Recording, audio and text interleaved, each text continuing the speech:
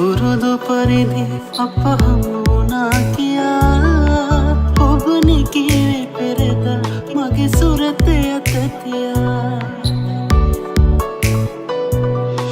සසරේ පුරුදු පරිදි අප හමු වුණා කියා